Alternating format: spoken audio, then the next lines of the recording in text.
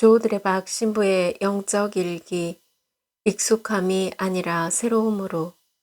어느 본당에 있을 때 사순 새벽 기도회를 마치고 난 후에 마리아 할머니께서 저에게 검정 봉지를 건네시며 말씀하십니다.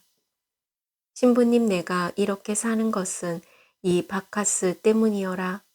아플 때 바카스 한 병이면 깨끗이 나으니까 신부님도 아프지 않을 때는 한 병, 아플 때는 2병에서 3병 마시면 아픈 곳이 사라질 것이오.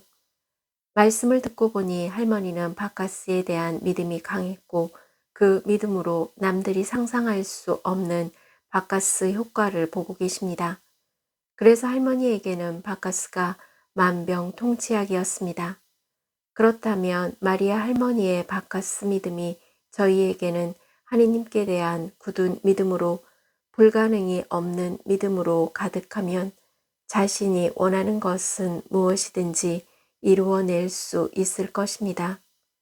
믿음이 기적을 일으키는 것입니다. 아멘. 오늘 복음을 보면 예수님께서 고향에 가시어 라는 말로 시작합니다. 왜 고향이라는 말을 쓴 것일까요? 고향은 한마디로 친숙한 장소입니다. 그곳에 가면 마음이 놓이는 곳입니다. 그런데 예수님께서는 가족과 친지들이 계신 곳, 또한 오랜만에 고향 사람들을 만나서 기뻐해야 할 고향에서 기적을 많이 일으키지 않으셨습니다. 고향 사람들도 예수님의 소문을 듣고 있었을 것입니다.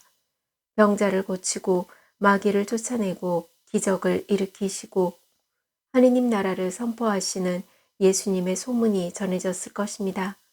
그리고 회당에서 고향 사람들에게 기쁜 소식을 나누셨습니다. 그러자 그들은 놀란 반응을 보이며 말합니다. 저 사람이 어디서 저런 지혜와 기적의 힘을 얻었을까? 그 이유는 그들이 믿지 않았기 때문입니다. 그런데 더 큰 이유는 나자렛 고향 사람들은 예수님을 바라보는 자기들의 편견 때문에 귀를 열지 않고 마음의 문을 닫아 버렸습니다. 왜냐하면 말씀을 전하는 예수님이 자기들에게 너무나 익숙한 사람이었기 때문입니다. 고향 사람들은 익숙함이라는 자신들의 편견 때문에 하느님의 말씀과 능력으로 베푸시는 기적을 막아버렸던 것입니다. 그래서 믿음이 없는 사람들에게 기적이란 속 빈 강정과 같습니다. 기적은 믿음을 통해서만이 베풀어지는 은혜이기 때문에 그렇습니다. 그러므로 순간순간마다 익숙함이 아니라 새로움으로 숨쉬는 것, 보는 것, 걸어다니는 것, 숟가락과 젓가락을 드는 것 등등 그런 일을 할 수 있다면 매 순간이 기적이고 믿으면 모든 것이 은총입니다. 믿으면 그 모든 것이 기적이고 은총이고 하느님께 감사입니다. 아멘. 사랑하는 고우님들, 물을 담을 수 있는 그릇들이 있습니다.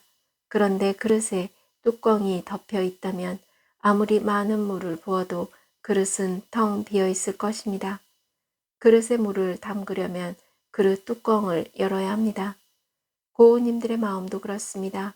믿지 못하는 마귀가 고우님들 마음의 문을 닫아놓고 있다면 아무리 생명의 물과 자비의 은총을 퍼붓는다고 하더라도 그 마음을 채울 수 없습니다. 그래서 고우님들의 마음 안에 믿지 못하는 마귀를 치우면 됩니다. 믿음 없이는 그 어떤 것도 얻거나 이루어낼 수 없음을 깨닫습니다. 잘 믿으면 참아낼 수 있고 이겨낼 수 있고 할 수 있습니다.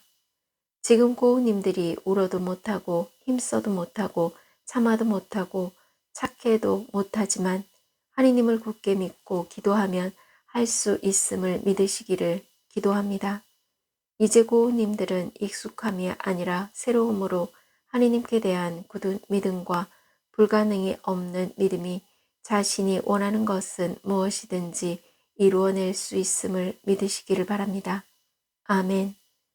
저둘의 박사제도 하느님께 대한 굳은 믿음으로 몸과 마음이 아픈 고우님들과 간호하는 고은님들 그리고 고은님들의 자녀에게 주님의 치유와 회복의 은총이 임하시기를 기도합니다. 아멘. 영적 일기를 마무리하면서 하느님께서 베푸신 자애와 권능으로 지금 고은님들이 계시는 삶의 자리가 복된 자리가 되고 순간순간마다 새롭게 하느님께 대한 굳은 믿음과 불가능이 없는 믿음으로 치유와 회복의 은총을 누리기를 주님의 이름으로 강복합니다. 아멘.